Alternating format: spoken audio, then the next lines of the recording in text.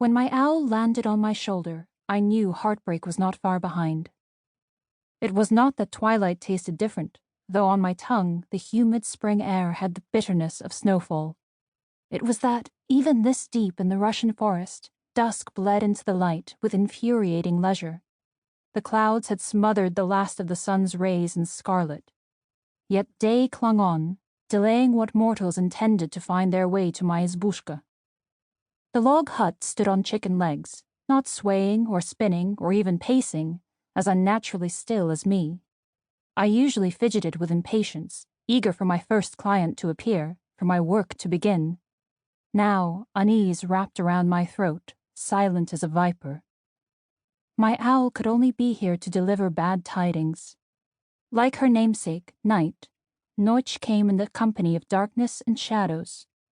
It was then the mortals arrived with their fevers, skin infections, and stomach poisons, with the burns from the fires that spread too quickly in their cramped wooden villages. They did not approach me in the light of day, even if it was waning, not unless they brought disaster. Noche's bright yellow gaze fixed on me pointedly. She let out a screech, loud enough to reanimate the skulls on the fence encircling my izbushka.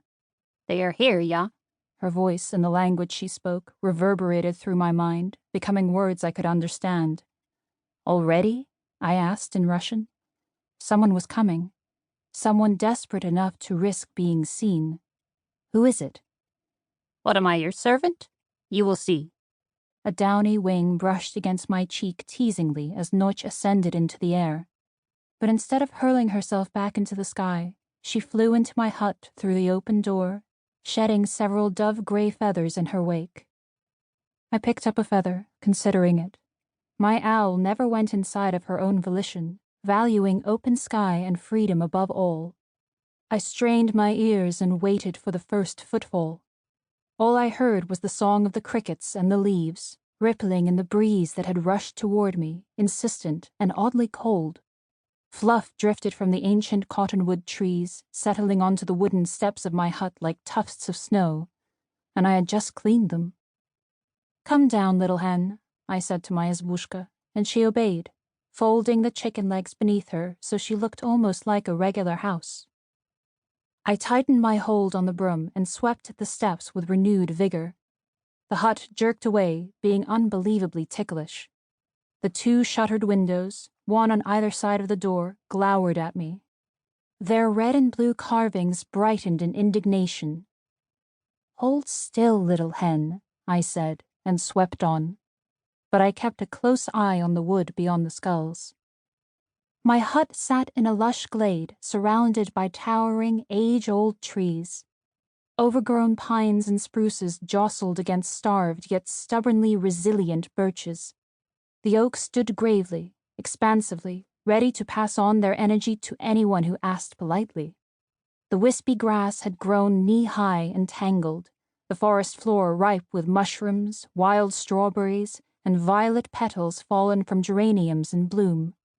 Out of this chaos of living things, a large man stepped out, all in black, face obscured by a wide-brimmed hat. I stilled. "Who goes there?" The man halted at the fence, no doubt trying to decide if the skulls there were human. "Is this the izbushka of Baba Yaga the Bony Leg?" With my unease temporarily forgotten, my cheeks flushed with familiar indignation. Not many dared to say that name to my face. "It is the izbushka of Yaga." Fool, I almost added. Do I look like a baba? I was not a babushka, lying on my stove in the throes of advanced age and infirmity. Nor was I a hag, a demon, or an illness. Nothing about me was ill or demonic or old, except the occasional thread of silver in my wild black hair. My father may have been mortal, but mother had been a goddess since before the Christian god had come to Russia. Because of her immortality, my body had not aged past 30 after centuries on Earth. I sent a little prayer of thanks up to her. The man stood motionless. His features were weathered and very plain, most covered in coarse black hair, as was the fashion. No outward ailment spelled disaster. His illness, though, could be of the internal or spiritual variety, even of a romantic one.